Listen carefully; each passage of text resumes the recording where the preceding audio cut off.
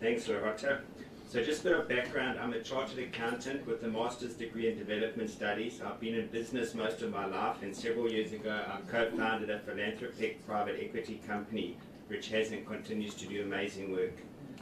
My main driver for putting my hand up to be a member of parliament was to be a voice for the unemployed. The unemployment statistics in our country are horrific, but behind those numbers are real lives and real stories. The impacts of unemployment on individuals and families are devastating. I'm hoping, as being an MP with Action SA, to be a rational, constructive, uncompromised voice that represents the unemployed in Parliament. Currently, I'm a member of the Standing Committee on Finance, an alternate member on SCOPA, DTRC and Auditor General. Because of the critical nature of the Standing Committee on Finance and its huge time commitments, it is a committee that I have decided to prioritise. Currently, there are two big issues that I'm driving in this committee. Firstly is the increase of funding to SARS. Based on discussions had and based on international benchmarks, SARS is significantly underfunded. With government facing huge financial constraints and with SARS collecting over 90% of government revenues, and with a tax gap estimate of 300 billion, it is bizarre that SARS does not receive more funding. The underfunding of SARS is a legacy matter and it must be addressed. It's a no-brainer. The second issue is to bring government debt to the forefront of discussions. South Africa's spiralling debt and the cost of servicing such debt is severely limiting our country's developmental potential and is leaving a nasty legacy for future generations.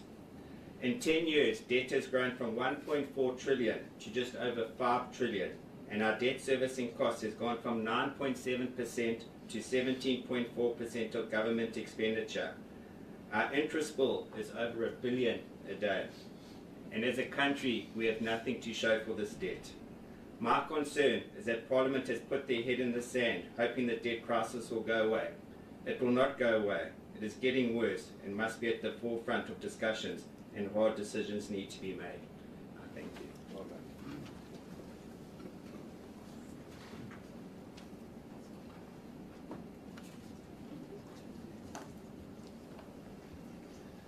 You see, I told you we were nervous. Who's next? Doc.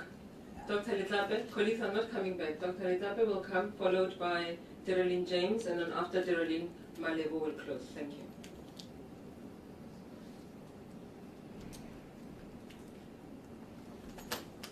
Yeah, good afternoon. I hope there's an interpreter. I'm going to speak in Tswana, like we do in Parliament. My name is Jose Letlape. I'm an ophthalmologist by training, a health activist by choice, and a politician by cohesion from the president.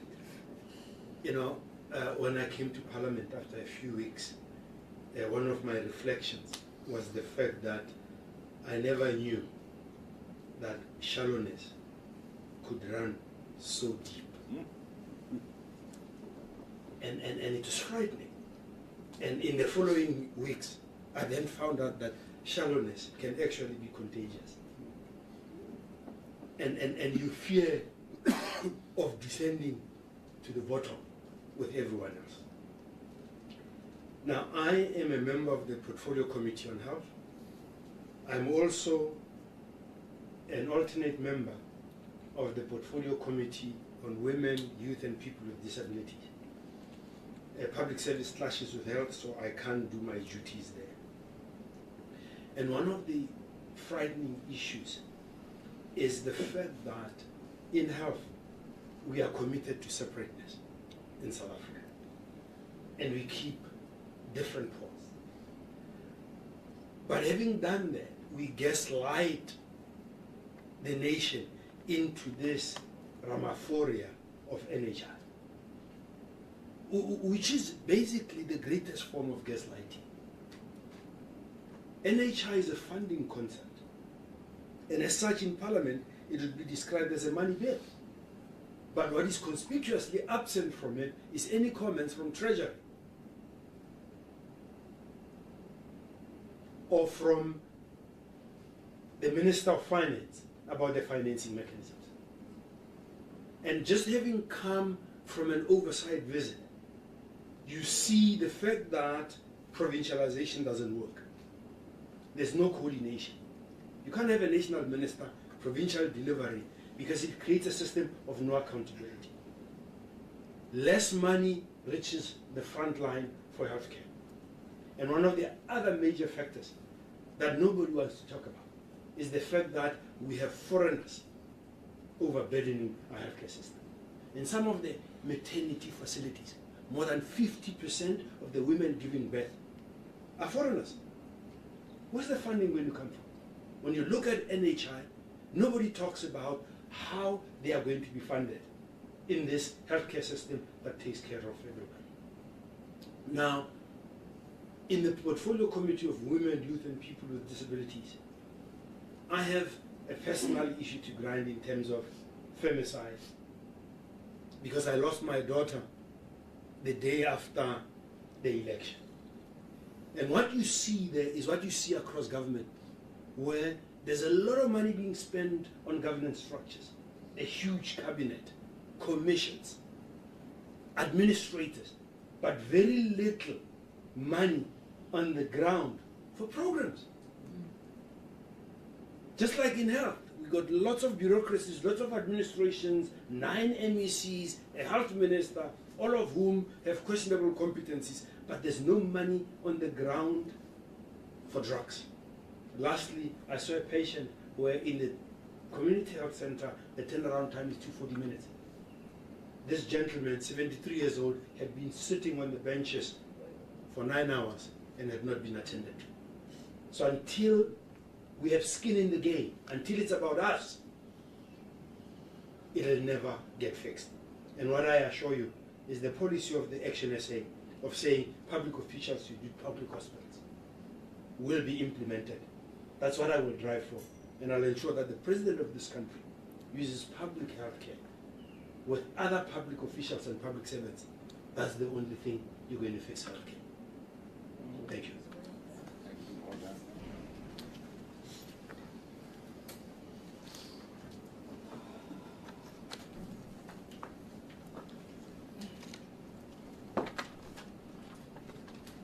Thank you so much. Devlin James. Devlin James, anti-drug and social activist always. Fellow South Africans, Action SA leadership, members of the media, I greet you in the name of servanthood. In my maiden speech in Parliament, I said that while I may be new to Parliament, I am not new to the challenges faced by many South Africans. Hence, it's been 100 days of the voter's voice, the ordinary voice on the ground, finally finding expression in Parliament. And as I always say, based on what I've observed, so kan dit nie aangaan nie. Allow me to reflect on the 3 portfolios in which I serve: Portfolio Committee for Correctional Services. Can prison be prison again? An Action SA stance that I continue to drive.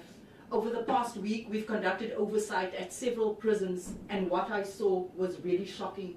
With foreign nationals, undocumented foreign nationals, taking up space, contributing to the overcrowding of almost over 200%. That is ridiculous. When I asked, why is this the case, we were told that we need to consult these criminals first, and based on their permission, only then can we deport them.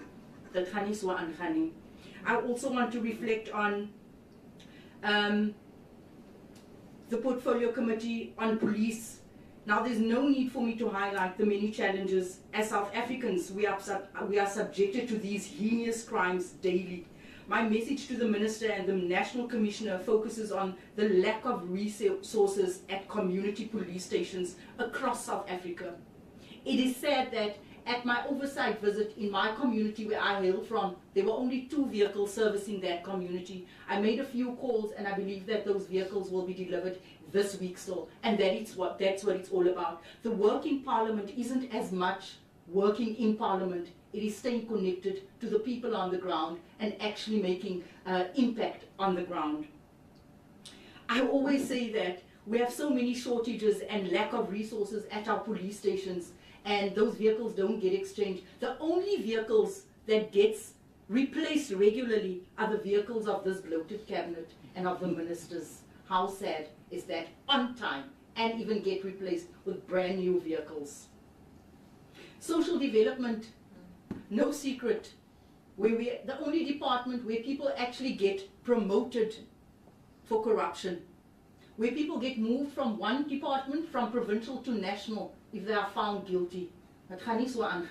We have called, I have called, for all of those people who has been on leave for more than a year, especially in Gauteng, to come and account to Parliament as a result of their unethical behavior.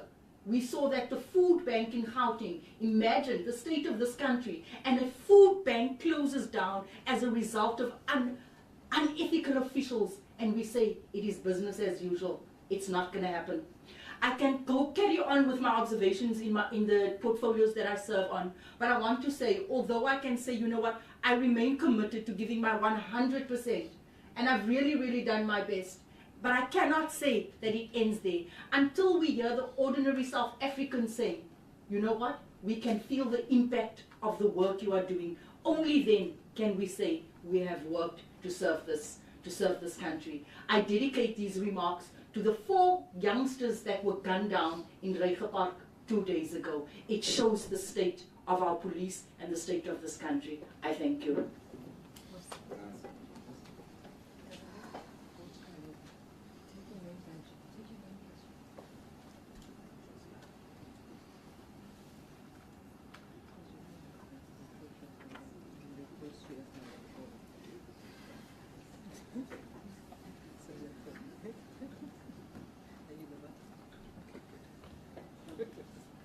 Greetings outstretched to the House at large. As said before, I'm Mashaba Gobe. I'm the youngest member of this caucus and this parliamentary caucus. Just a brief background, I've got a master's in international relations and politics. I have worked in various sectors, including the water sector and Rand Water, and also I founded a charity where I assist child-headed households. And just before this, I was the spokesperson in the Limpopo province of Action SA, right before taking up this responsibility of being in this parliament. See, I'm proud to be here to account to the people of South Africa with the work that they've entrusted us. And it comes at a time where we've just concluded our first oversight, which was an eye-opening experience. I mean, beyond this August House and beyond the debates that take place in the 7th administration, we got to interface and really see the work that we do that translates into the daily experiences of our people. Now, the committees that I serve on are the core face of services on water and sanitation, public works and infrastructure, and transport. And as the youngest person in this caucus, I'm honored to be given this responsibility to serve people, but in particular young people, in Action SA's long-standing efforts to address critical infrastructure challenges, improve access to clean water and sanitation services, and enhance the country's transport systems. Now, the DPWI, which is Public Works and Infrastructure, has shared its vision to make South Africa a construction site. And I happily welcome this in my maiden debate. However, it has become glaringly clear to me that before any construction can start in this country, we need deep institutional reforms. The procurement needs to be reformed. It cannot be that we continue to award contract to contractors that only have capital and financial muscle but lack capacity to complete the simplest of tasks. There needs to be political will to institute consequent management for contractors who abandon projects and officials who are found guilty of malfeasance. We need to confront decisively rampant project delays that are costly to the public purse. As it stands, it costs the public 13 billion rand for these projects that are delayed. Now, Public Works and Infrastructure, as the country's biggest landlord, needs to reclaim hijacked buildings, which we believe need to be repurposed for better public services. And finally, in the spirit of not leaving anyone behind, I will continue to champion the reformation of the EPWP program, which affects young people. In its current form, we believe that it does not provide sustainable solutions to the unemployment crisis. The DDG of EPWP has already expressed interest in working with us together, and I'm excited for this opportunity. As you know, transport is the lifeblood of this economy, and when people can move quickly, cheaply, and safely, our economy grows. However, there is much to be desired Just this morning, the trains were delayed by an hour and a half in the mother city, causing havoc on our roads and for commuters. I will continue my stringent oversight of entities like PRASA to ensure that they stay on track. And finally, when I do my reflections, I think back on 2 years ago in my home province in Limpopo under Action SA when we started driving the issue of the Giyani Water Project. And just a month ago, we returned back to Giyani with the Deputy President and the Minister. And this time I returned as an MP, and we witnessed the first 9 batch of villages receive water reticulation in their homes. And by the end of December, we are envisaging that 24 villages will be opening their taps. It is this kind of work that ensures that we continue to fix the lives of South Africans and inspire change. And I'm hoping that in the 7th administration, I will be able to do that within these committees that I serve. Thank you.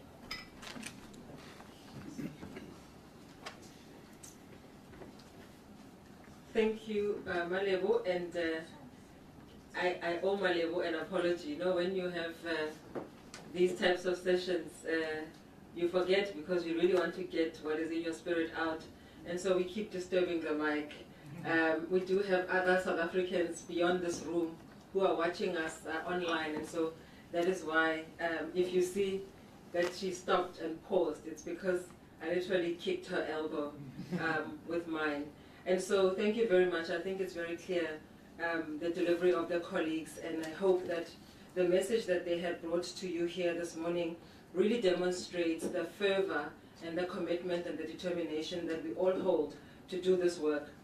With that said, I'm going to now welcome the President of Action SA, Mr. Herman Mashaba, a leader who I think all of us are very proud to be led by.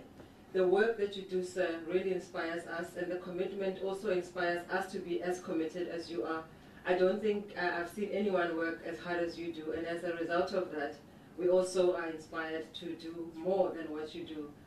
At your age, I'm half your age, and so, you know, the fact that you can still run, you know, at the speed that you run means that we all can do it. And so, with those few words, I welcome you to the podium. Thank you.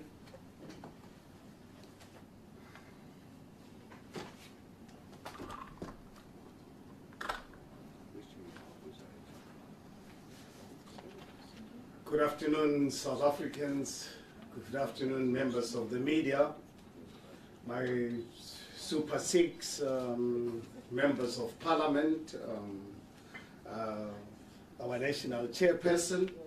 Thank you so much for this great opportunity. I mean, more especially to you, the media, for obviously making the time to come and really listen to us. Remember when we as a party took a decision to deploy these 6 great South Africans to Parliament, we committed to get them to account to people of South Africa, because we strongly believe as a party that their representation is not the representation of Action SA as a political party.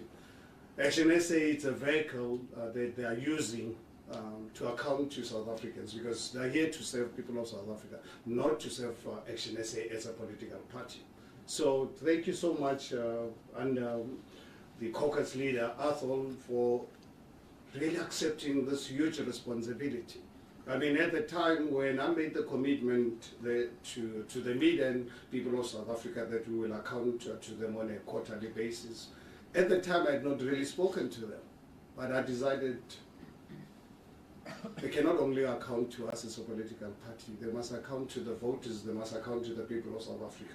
And I'm so profoundly proud for them for having accepted this responsibility, and listening to them this morning makes me so proud to be a South African. It makes me so proud to be a human being. It makes me so profoundly proud for having left my business to get into politics, because realized after 1994, 10 years later, my country beginning to really taking a wrong direction. In 2015, I then took a decision to say, look, I'm not going to run away from this country. Under the current constitutional framework, let me take advantage of this great opportunity this country has afforded me over almost 4 years, close to 4 years or so in business. Use my privileged position to really play that small role in my life. I'm one person who actually believes that failure is not an option. I will only accept failure after having tried. That is really my motto in life. That is in my DNA. And listening to my colleagues this morning, I'm really very proud. So Athol, Lerato, Dr. Klape, Malebo, Erlin and Alan, I'm really very proud. Just really listening to you, being accountable, being prepared to really face the nation to say this is our responsibility. So this is just really the beginning. And I think Michael and your team for having developed this KPI, I think, you know, I saw it for the first time this morning. Michael just gave us an overview. And I'm really so proud that we are going to really be measuring this government not on ideological criticism, because we've taken a decision as a political party to be an effective, constructive opposition. Because if you look at what has happened to our country, and it's currently happening right now, we have high levels of corruption. High levels of corruption that makes me ashamed sometimes of what's happening to my country. And at the same time, we look at how South Africans are being polarized along racial lines. It actually makes me more determined to really be in politics. The job that is punishing really very seriously my personal liberties, completely compromised. But I think it's something really worth it for future generations. And I think if I look at the space that Action SA has to play at a national level, crucial, because we cannot really develop this country with the levels of corruption we have experienced over the last 30 years. At the same time, we cannot really prosper or develop this nation if we are not going to get South Africans to coexist. Because if you look at ourselves as a country, we can't undo what is the current status and situation of our country. What we need is we need a political party that can actually unite us and get us to accept coexistence. And that's something that we are unapologetic about as Action SA, for really playing that this critical role. And I think and I believe it's important that I bring you up to speed with our participation in municipalities. As I've indicated, at national level, as a political party 4 years old, there's something that I think you guys need to really be aware of. Action SA is only 4 years old. And I remember after the elections, because we had too much expectations, but reality dawned on us. We had the 6 superb members of parliament. Just for your information, Action SA, 4-year-old party, we are represented by 101 public representatives in all 3 spheres of government. We achieved this in 4 years. As much as yes, we were devastated when the results came out. But on reflection, a few weeks down the line, we realized, my goodness, we are only 4 years old, but we are represented in all 3 spheres of government. And as you've just really noticed, the last few weeks, with the latest development yesterday in the city of Tshwane, our executive mayor announcing her executive team. It's a new political party, only 4 years old. When some people had already written our death warrant, we've really bounced back. We are now leading the capital city of this country. Put together a team that we are confident is going to turn that city around. The city of Tshwane is very important It's unfortunate what really happened, but we had to do everything in our power. We have the constitutional right to defend ourselves, and that's exactly what we did. I'm a very strong believer that when you are faced with a threat, and a threat that was to really destroy you, what you do, you attack first. And I remember one incident in 1978, after writing my exam, visited my family in Orlando West, and my cousin was going to Bloemfontein to visit his family and asked me to accompany him. And one of the nights, I spent a week in Bloemfontein, in Tabanch, when in the townships, the Mashaba, or whatever the township it is called. I remember actually one evening after having some drinks, I was tired, I wanted to go home, and I decided to leave on my own. It was around about 1 or so in the morning. And in one of the streets, as I was approaching home, I see a group of guys, 3, 4, and I wasn't there sober, as one would have loved to. And here's the danger. And I had no protection. But fortunately enough, where and how I grew up was to always, when you are faced with danger, attack first. Because I realized these guys, what they were planning to do was to rob me, you know.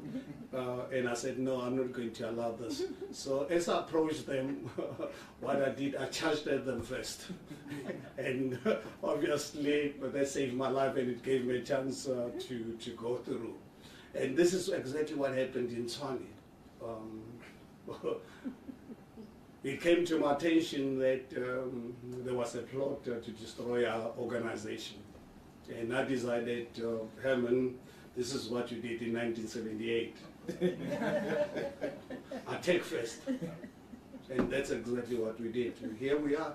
We've ended up being the leader of a coalition government in the city of Tshwane. Something that I never planned, but it happened, and we had to protect ourselves. And I'm overly proud of the work that our executive mayor, Dr. Nasipi Moya, has done in the last 2 weeks on her own. Now you can imagine today she started with a full team of 10 MMCs who she's going to hold accountable. Some people are thinking that Action SA is going to be controlled by forces outside. I can assure you Action SA is going to lead this multi-party. And why we're going to succeed is because we've taken a view of running and operating with humility, with honesty and ethical leadership, and a commitment to the people of Tshwane. That's exactly why I believe we will really succeed. And are we going to follow the same model in other municipalities? Give us the chance to really look at, to see if we can use our influence in the city of Johannesburg, in Ekurhuleni, because that's where we have the numbers. And people of Gauteng deserve better. And I believe if Action SA does not really engage on this particular matter, will be failing not only people of Gauteng, will be failing people of South Africa. So we are going to involve, let's put Tshwane to bed, and ensure that we deliver services to all the communities and residents of Tshwane. And we'll start negotiations to see how Action SA can play a crucial role in the turnaround of the city of Johannesburg and Ekurhuleni, because that's where we have the numbers to make an influence and ensure that come 2026, because we've already accepted, South Africa has entered an era of coalitions, and we will work with other parties that are prepared to work with us, but work with us with respect, humility, and we take the arrogance out of the kind of structures that we will develop. The reason why I think we managed to put together this government in the city of Tshwane was our approach to negotiations. We went to these negotiations with humility. we went to these negotiations to negotiate the best deal for people of Tshwane. And I strongly believe that we will deliver and hold our people accountable. We are not going to tolerate corruption. We are not going to allow anyone to divide the people of Tshwane. We are going to really be the vehicle that is going to unite South Africans through our governing measures that we're going to be putting in place in the city of Tshwane. So thank you very much to everyone who've really participated in this, and look forward to report back to you in 3 months' time again to take you through what these colleagues are doing in Parliament, very important institution to safeguard and ensure that it delivers for people of South Africa, create a better future for our children and our grandchildren. Thank you so much. Thank you, Dr.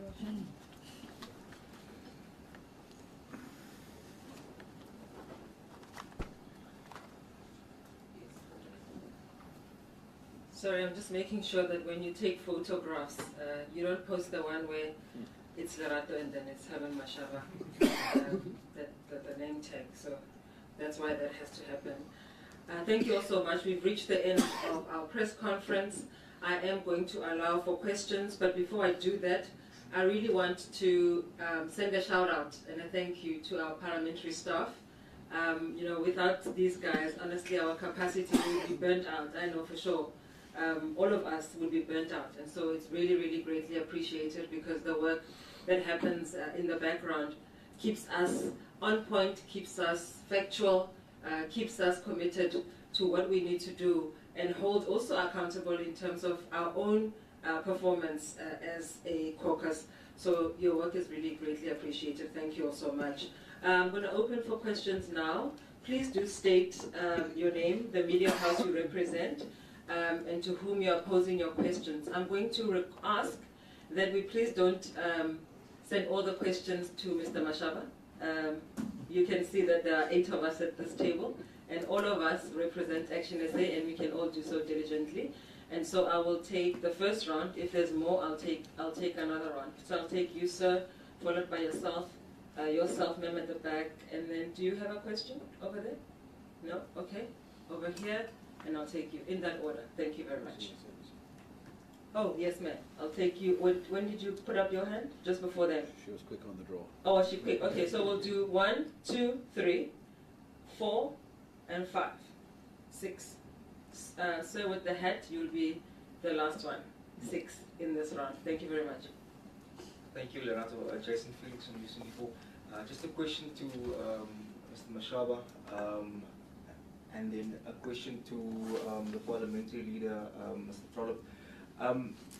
Mr. Mashaba, critics and analysts and all kinds of people have spoken a lot about the drama that you caused in Tshwane over the last week. Some have said that that you were a lapdog of the ANC and the EFF alliance and all kinds of unsavory things which we cannot mention here. But what is your comment to that? Because some time ago, you've said that Action SA needs to identify itself as a party on its own and move away from that stigma of, not maybe stigma, but maybe that picture of that you were DA light. I remember you spoke quite extensively on that as well. So if you could just maybe delve into that. And then just a question to Mr. Trollop. You spoke about the middle ground, or maybe you didn't use that word, but the middle area or that grey area of being between the Progressive Caucus and the GNU, which is a 71% strong force. How will you successfully operate within that space? I mean, in Parliament, it comes down to numbers at the end of the day. You would know yourself as a former parliamentarian yourself. So just, if you could briefly just chat to us about how you plan to successfully navigate that space with the resources, and when I say resources, I mean the 6 people that you have in the legislature. Thank you so much. The rational center. Lula Mamaya, SABC. Mr. Trollip, you spoke about laying criminal charges to the Minister of Justice. Just a clarity on that, because I've been looking and looking. Where exactly did you lay, which police station? And is it you, or like, please clarify who from the party laid those criminal charges? Secondly, you spoke about the president coming here to answer questions. I have not seen the questions to the president, but is there any question to him about the justice minister so that you can follow up, because we know that follow-up questions depends on the main question that was asked. You can't ask a new question on that. Well, as I said, I have not seen the questions, but maybe if you can please indicate if there is a question to the president on what he plans to do about the Minister of Justice. And thirdly, speaking about people who say compromised parliamentarians that are serving here, actually it's a follow-up from my colleague. I mean, when you talk about numbers, Action SA has 6 seats in Parliament, and you need majority to introduce reforms. How are you planning to do any changes around that? Thanks. Thank you. Go ahead. Thank you so much. My name is Dennis Delport from Netwerk 24. I've got a question for the President as well as Mr. Trollip. Mr. Mashaba, with regards to Tshwane, the DA and Siljebrink specifically have stated that what happened in Tshwane will be the end of Action SA. Now, you would remember being in chamber last week, the humming of the funeral songs and stuff. Just your comments on that. And then they also made the statement that Dr. Moya is a puppet mayor for the EFF and the ANC. Now, I remember in her speech, Dr. Moya said that she would be a mayor for the people of Tshwane, not any political party, not the Action SA, not the EFF, not the ANC. Now, just your comment on that. And then the last question with regards to Gauteng. If the opportunity arises to get that mayorship positions in Johannesburg and Ekurhuleni, would you take that up? And how badly do you want that positions to maybe take control of Gauteng Action SA? And then to Mr. Trollip, with regards to Minister Similani, Action SA laid those charges against Minister Similani. Did you provide any evidence to the South African Police Services? And then I've also spoken to the presidency, and they confirmed to me on Friday that the president hasn't taken any decision yet on Similani. And I've just spoken to the Hawks as well, who say they are still investigating, but no update to give to the media. Why do we see this delay, and what is it that Action SA want? Is it a resignation? Is it that she steps aside, or can you just elaborate on that? And then the NPA also confirmed last week that they will not prosecute the president or anyone in the Phala matter. Can we just have Action SA's comment on that matter as well? Thank you. Thank you very much, ma'am. Sine from Daily Maverick. Sorry. Good afternoon, Sine from Daily Maverick. Just a quick follow-up on my two colleagues' questions. Given that Action SA's caucus is only 6 people, practically, what are some of the measurable goals that you want to achieve in the next year, 2 years?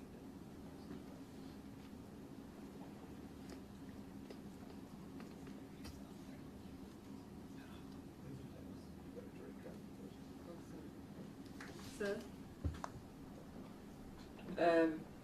The next question? Sir, in the hat? Oh, no, this one, okay. It's my Mama Trainer from the independent media. Mr. Trollip, you made mention of the ministerial handbook that it needs to be updated.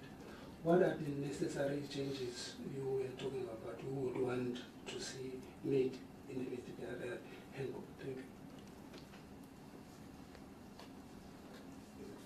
Yes.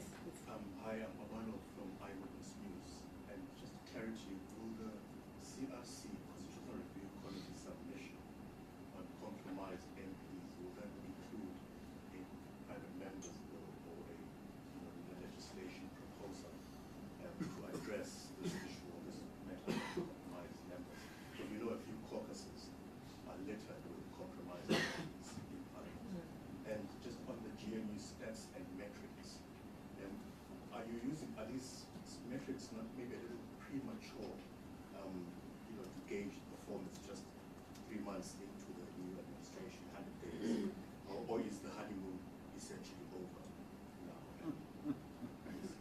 Tshwane, just in conclusion, can be answered by anyone. And I know some people are still grappling with how you reconcile jumping into the ANC in the capital and the EFF, and but you adopt this posture nationally on the GMU as an official opposition party. It's not involved in any government. I mean, how do you navigate that when you try to explain to people why you take these contrasting kind of positions? Because Tshwane is not just a local matter, it's of the national discourse. Thanks very much. We knew that would happen when we are here in Parliament, that we would be addressing issues of Tshwane, many other provinces apart from here. We knew that would happen. Shall I propose an order? Would you like to let go? me start. Mine are easy ones. Let me start. Let me kill the easy one first. All right. So I will have the president. I'll have the president answer the questions posed to him, followed by the caucus leader, Honorable Ethel Trollip, and then I will also allow the national chairperson to take a bite at the last question. Thank you. Yeah, thank you very much, colleagues. I think, let me deal with the easy ones, because I think the ones directed at me, without any doubt, are quite easy, because as being called the lapdog of the ANC, we used to being called a DA light. And I remember when I was the executive mayor of the city of Johannesburg, I was called an EFF mayor. So I'm not defined by slogans, obviously, people already put on us. I really operate on the basis of what's actually quite practical in any given situation. I think I entered politics because of the direction my country was taking, really concerned with the deep levels of corruption, creating 54% of our people to live under poverty. And one, living in a constitutional democracy, that's why I decided to use my privileged position to participate directly in this brutal work. So, look, we are not going to be defined by other political parties. We will operate in good faith and operate in the interest of the people of South Africa. And one thing that we've got to appreciate is that South Africa has entered the era of coalitions, whether we like it or not. This is a numbers game. It is a numbers game, and if you want to operate outside the mandate of the voters, unfortunately, you'll be left on the sidelines of history. You obviously respond to what the voters have demanded of you to do. So, at the moment in Tshwane, because of the threat to destroy our party, as the colleague from Network 24 said, Celia Brink saying this is going to be the end of Action SA. I think it was the end of Celia's Brink. Yeah, that's exactly the end of Celia Brink. He thought when this issue started, and they're the ones who started this. And we needed to defend ourselves. I'll give you an example of what I did in 1978 at 1 o'clock in the morning when you try and attack me, and I realize you're going to attack you first, and I make sure that I destroy you. And that's basically what we did as Action SA to protect ourselves. We thought at the time that we were in a stable coalition with the DA. We had the numbers in Tshwane. And all of a sudden, it comes to our attention that DA wants to end our life, wanted to be another Aham or Cope. We said, no, we are not. We are Action SA, and we're going to protect ourselves. And that's exactly what we did. Yes, the last few days has been really exciting for us as a party. We are now completely independent. The voters out there are aware now that Action SA is actually a totally independent political party. It's not aligned to any other party. We'll always act in the interest of the people of South Africa and to protect our own political party.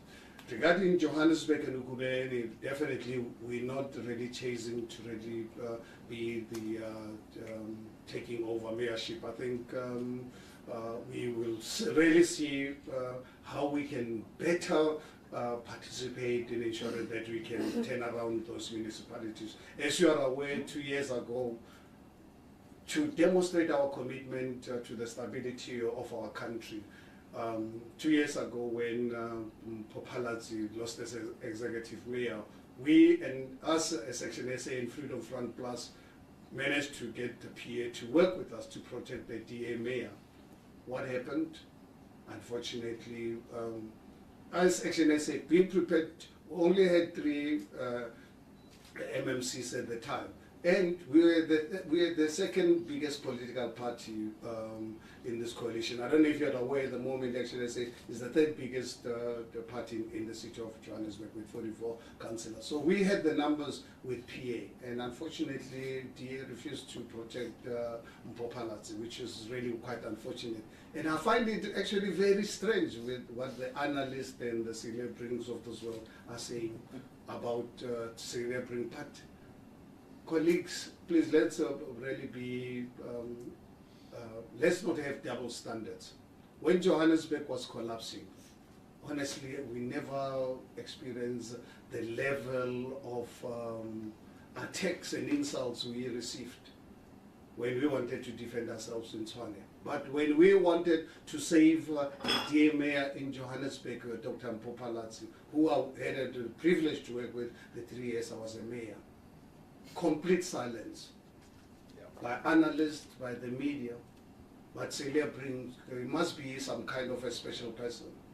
I think he was projected to really be the best mayor the world has ever seen.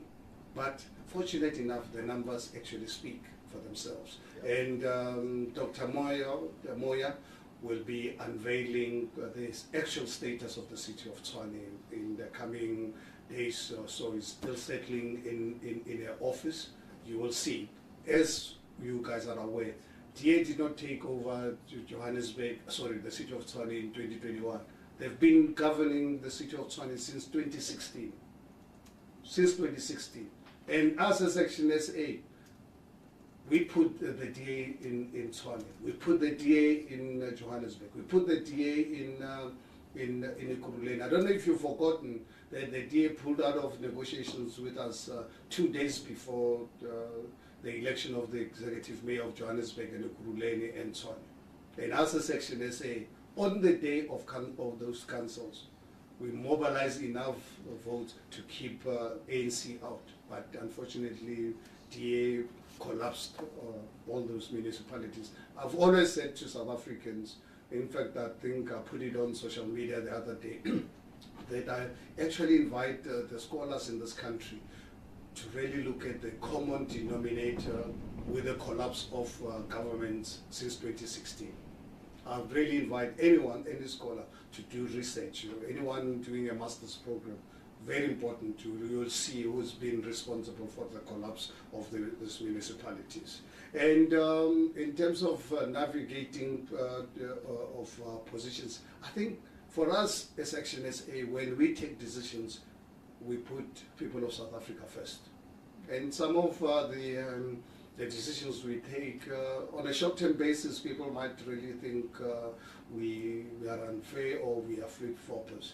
We take decisions that will ultimately make sure that we provide services to all the residents, but at the same time, make sure that we unite South Africans. We cannot accept corruption. We cannot accept any political party that's going to polarize South Africans along racial lines. We'll do everything possible. On a short-term basis, you can insult us, call us whatever names. We will stand for what we believe long-term is in the best interest of South Africa. Thank you very much.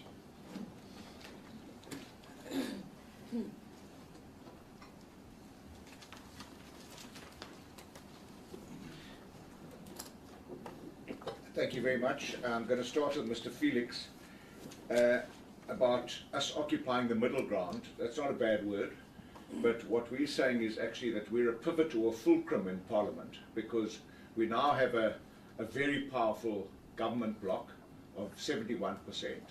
And on the other side, in the opposition, we've got a brand new political party with no opposition experience, the former Democratic Alliance in opposition was a very good opposition, but now there's a void there, and it's not been properly filled. Whatever we've seen in the last 3.5 months in Parliament is pretty stereotypical behaviour from Mkhonto Wesizwe Party and also the EFF that hasn't been successful in Parliament. So I believe that we're a fulcrum, and a fulcrum, if I can explain it best, is like a seesaw. A seesaw only works if there's a fulcrum in the middle, and I believe that we can occupy that space. Doesn't matter that we're only 6 people. I've already experienced that we have had an impact in Parliament. People are starting to talk about our members. I've had members from the EFF approach me and say, that lady with the short black hair and the dark rimmed glasses, is she a member of Action? They say, wow, she's good, she knows what she's talking about. Nobody can gainsay the contributions made in portfolio committees and in full sessions of Parliament by people like Kgosi Letlape. I've heard people, the chairperson of the committee, saying, wow, that guy who talks about finances and treasury and the SARS, he really knows what he's talking about. He comes and makes contributions. So I believe that we can box way above our weight division simply because we arrive better prepared, more professional, and more committed to being that fulcrum that is so important to make any institution or organisation work. Lulama from SABC, we did lay criminal charges. I'm going to ask my colleague Malebo Kobe to deal with the exact charges because she laid the charges, because the charges had to be laid where the crime took place in Limpopo province, and she went there with the chairperson of Action SA in Limpopo, and she laid the charges. So when I'm done, I'm going to ask her just to make some comments about that. There is a question on Thursday in Parliament. It's been asked by Glynis Breitenbach from the DA with reference to the President's comments that he made in the National Council of Provinces on the 12th of September, talking about the report which he requested from the Minister. So there will be an opportunity to take up all the issues, all the correspondence, every comment we've made, the charges that we've laid, the letters to the Public Protector, the letters to the Speaker. I'll be raising all of those issues, and the fact that there's been radio silence from all the people in that regard. In fact, my meeting with the Public Protector was alarming, because they showed no appetite whatsoever to proceed with this investigation. We're going to be watching what the Hawks are going to do regarding their investigation. So we will certainly use every opportunity to make sure we hold public office bearers, especially ministers, to account. With regards to compromised MPs and can we make a difference with 6 seats? Well, the one thing that my colleagues will attest to is that I had a previous political life, and I remember I've been inspired my whole life by people like Helen Suzman, who was the only member of Parliament in her caucus, and she made an incredible difference. So we tick 6 times potentially stronger than that. And we've already seen that we can make a difference. So I have no doubt that the 6 of us will make a difference. And if you use every lever to influence people by encouraging them to do the right thing, and if they don't do the right thing, you expose them for their reluctance to do the right thing. So we're going to use honey and the stick to get MPs to do the right thing.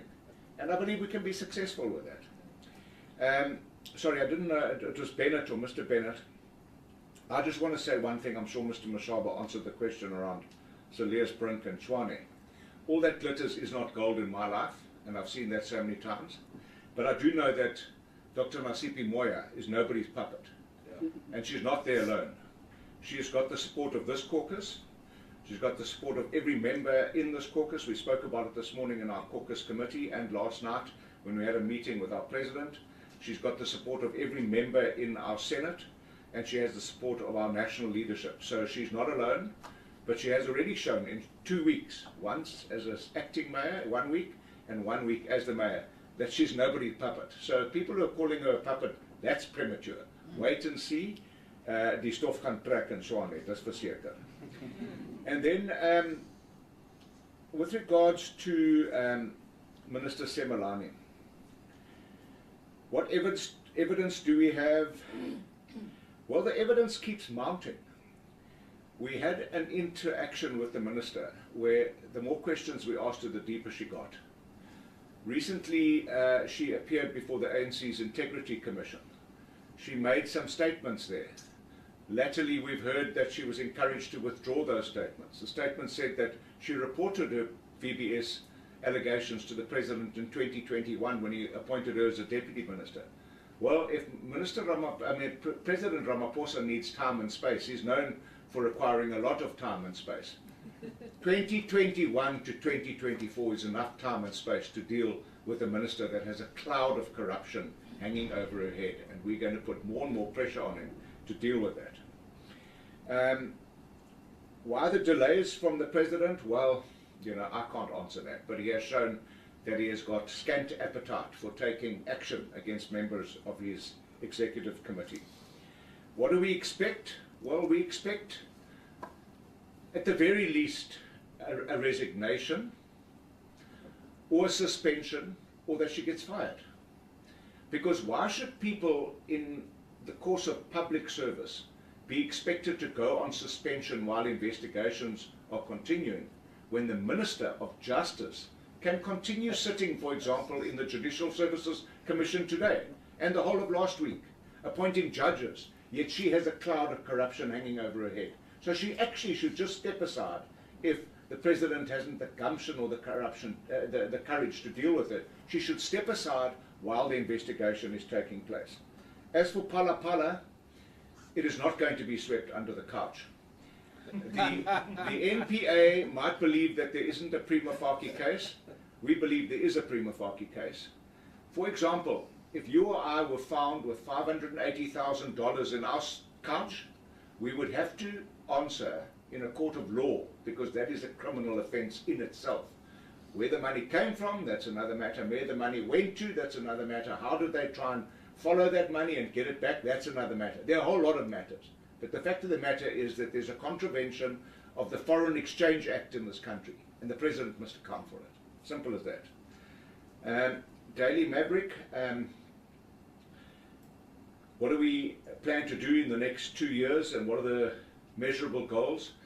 That statement that I gave and read out this morning, it's available to you. I think that we've set out exactly what our goals are in that statement, and I have already answered the matter that I think with 6 people you can move mountains if you want to. And Mr. Makrina, how do we propose to make changes to the ministerial handbook? Well, we're going to use every lever available to us, including encouraging members of parliament and other political parties to do the right thing. We can't continue with a ministerial handbook that allows people to live a lavish and safe lifestyle when the rest of the country lives an impoverished and unsafe lifestyle. So we were going to encourage members to do the right thing. We're going to do it in public speeches, in public statements. We're going to call parties out. We're going to challenge them, and we're going to use every influence that we have. And I want to tell you that the sphere of influence is enormous in Parliament. Every one of us attends committee meetings. We don't do that in a vacuum. We sit there with ANC MPs, EF MPs, MKP MPs, DA MPs. We're building relations. We're starting to get recognition because we're serious about fixing South Africa. That is our fundamental slogan. It's the only slogan that Action SA has. We're not a sloganeering party. Our slogan is we want to fix South Africa.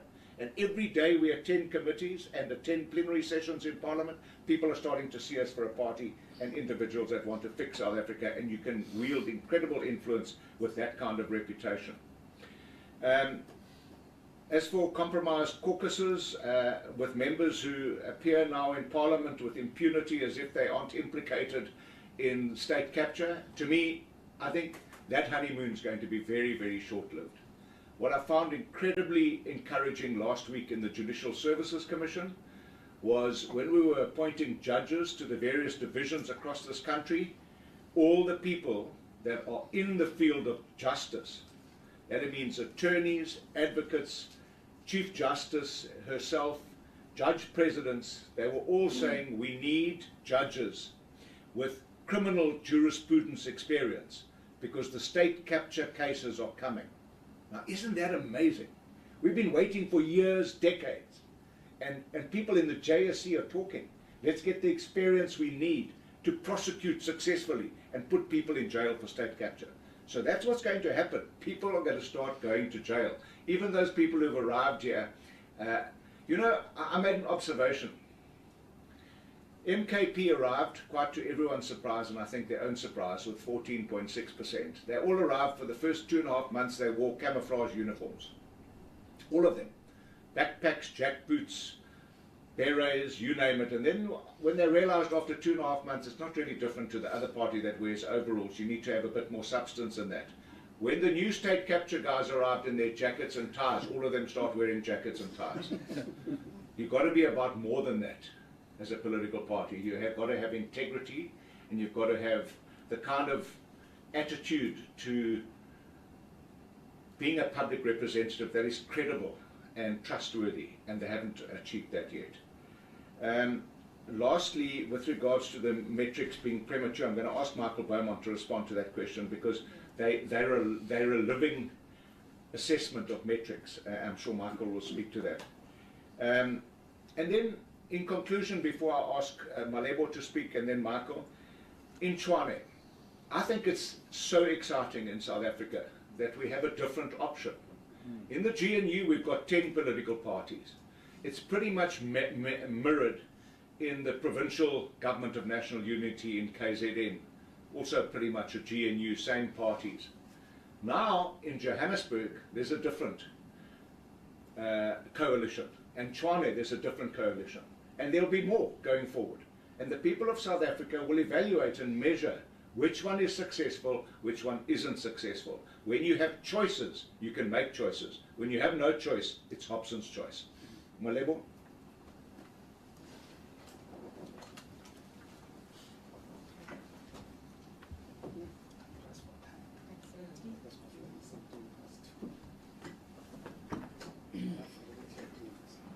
Thanks, Apple. So as our caucus leader has just explained, we went on the 1st of October to go and open a case against the now Justice Minister, Thembisi Melane, who was then at the time the mayor of Polokwane municipality. So we decided to open it in Polokwane because that's where we believe that the matter took place. And we instituted these criminal charges against her because we believe she was in contravention of 2 charges. So that's the PRECA law, the Prevention and Combating of Corrupt Activities Act of 2004, and also the common law of forgery, because we believe that the contract that was produced between her and Gundo Wealth Solutions, that is post facto, was actually forged in order for her to sort of legitimize this transaction, which we believe initially was illegal. They have given us a case. It's CAS 17/10/2024. So we have not produced supporting documents because we were not in possession of it. However, they have opened the matter and they have opened an inquiry to that end. The matter has been escalated to the Hawks, and the Hawks have gotten back to us to say that they are indeed investigating the matter. Thank you. Loretta, you're swapping with me. Sorry, Malebo.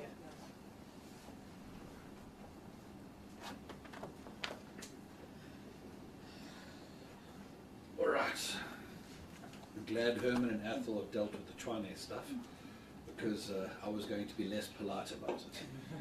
But I must tell you, as just a side note, it's interesting that the people who ask these questions will not ask whether or not the DA are puppets in the GNU. It's different, isn't it? We should probably explore why it is that we have those kind of thoughts and don't have them respectively, because the idea that a smaller party is a puppet is not necessarily going to hold. And the encouragement I'd offer everyone is to hold people accountable by their performance, because that's the only thing that matters. If that government delivers, it will be praised. And that's the only language that South Africans ultimately will care about in the long term. Let me respond to the question that was posed to me, though, by Balo, on the metrics being premature. There's no question what we're trying to do now is to establish a baseline. You can imagine it's October 2024, I'm glad I got the month right there. And to think that you will have turned around unemployment or economic growth in things that operate in 18 to 24 month cycles is probably unrealistic. But actually it's about establishing a baseline, so that as more and more data comes in, and we will be updating this tracker on a quarterly basis or as and when the data is available to us, we're going to be looking at trends. And ultimately those trends are going to become more and more telling as we go into the 5-year term of office. But we must understand what this thing is actually about. It's about putting numbers and facts to something that has been dominated by emotions. because ultimately, a person who is unemployed and has been so for the last few years is not going to be able to take any of the kind of things this government is offering and eat them, or provide electricity for themselves, or any of those things. They're going to need tangible change in their lives, and that's why we need to measure these particular elements of performance. As it relates to your question of conflict between our municipal and national position, and this is an important one, because what Action SA decided, and let me address the broader set of questions, is that our position that we had prior to the 29 May elections, we won't work with this one, we won't work with that one, put Action SA in a hell of a corner. Because what do you do then when the people you are working with are failing? Now you must work with no one. In a world of coalitions, you must just sit there in the corner and wait for your next election. It can't work that way. And I think it's a bit of a maturation we've had to undergo as a political party to say, we shouldn't actually say at a broad level we won't work with all of these different parties. What we should say is that each and every decision about who we will work with and who we won't should be based on the people and the municipality or the geography under question. So it might very well be that another municipality arises in which we choose a completely different configuration of political parties. But it has to be about what's best in the area in question. There is no doubt, and I think it remains true right now, that what's best for the city of Tshwane was not the hashtag brink of collapse, which I think was very well demonstrated by the fact that that is a city that is now bankrupt. That's not an emotional point of view, that's a factual point of view. And at the end of the day, another configuration was necessary. It can be true, well that is true, it can be equally true, that the best role for Action SA to play nationally is a constructive opposition.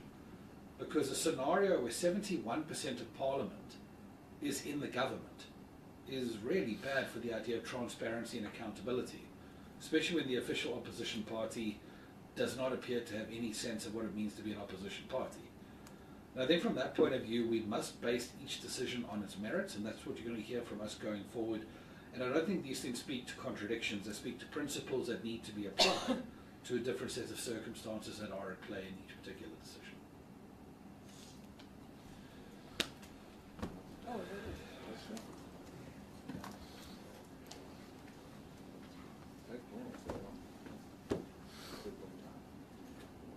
Thanks very much. I just want to respond to the issue of being a caucus of 6. I think my caucus leader has elaborated on that very much, but maybe let me capture it by this quote. If you think you can't make a difference, then you surely have never spent a night with a mosquito.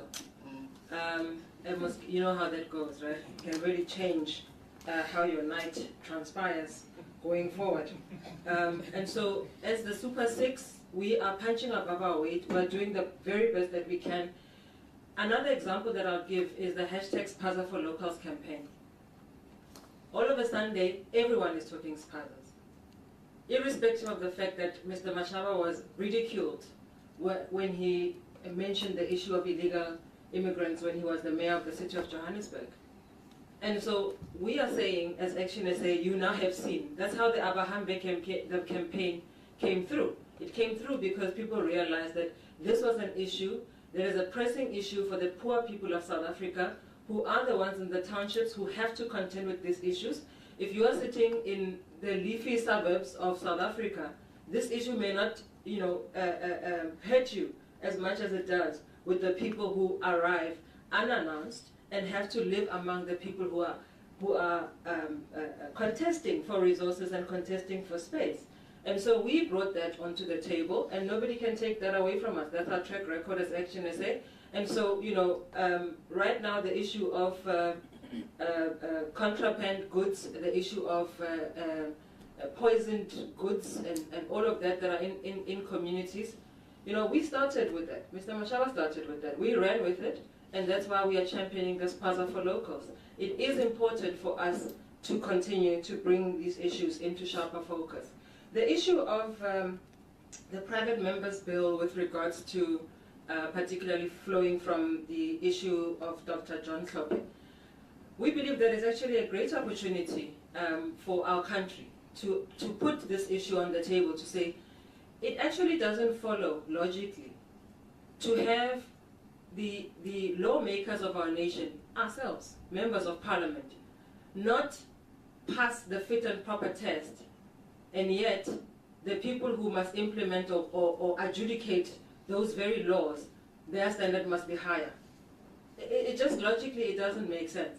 And so what we are saying is that we are going to make sure that this issue is brought before Parliament in the same way with the private members bill. I think my colleagues will be working on that, and that will definitely be in process, because we believe that the people who must represent the voices of the people of South Africa must be fit and proper, must be beyond reproach, and must be people who are credible and with integrity.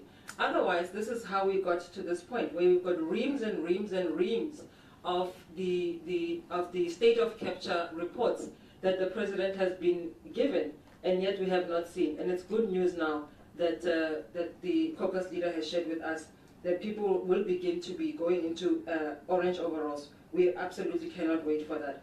I think that I can take another round of questions if anyone has them.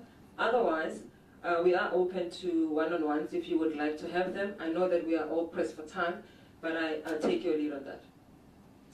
Just one clarity again from me, Mr. Trollip.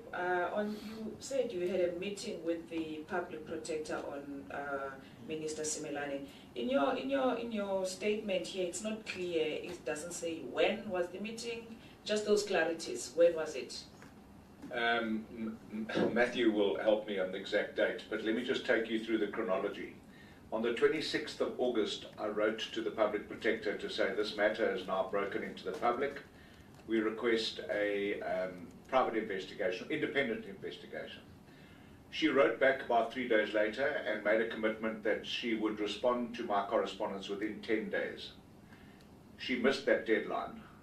I wrote again to the public protector to say, you missed the deadline, can you please give us an undertaking of what you're going to do? They wrote back and requested a meeting. I agreed to the meeting. The date was changed to 2 days later. I thought it was a personal meeting, but turned out to be a Zoom meeting. And in that Zoom meeting, they asked me more questions as if I was the person under investigation. And I realized that there was no appetite. I then corresponded back to them to say that this matter needs to be investigated because there's new evidence that's come to the fore. One of their main issues was, why am I raising an issue that's 6 years old when there's a prescription period of 2 years? And I said, well, firstly, I'm a brand new member of Parliament. It's only come to my attention on the 26th of August, 2024. Now that it's in my attention, I want it dealt with. They also asked me a whole host of other questions about why they should investigate it. The meeting was on the 19th of September. So I wrote on the 26th of August. The meeting was on the 19th of September. I even told them in that meeting that I detected a reluctance to investigate. And if they didn't investigate and didn't respond positively before the end of that week, then I would be laying criminal charges. So I did give them notice. And there was no appetite. I can say that categorically. There was no appetite, a lot of prevarication, backwards and forwards, and asking me questions as if I was under investigation. Anyone else? Great, that's fantastic. We call it a day. Thank you all very much. Private interviews? Anyone wanting private interviews?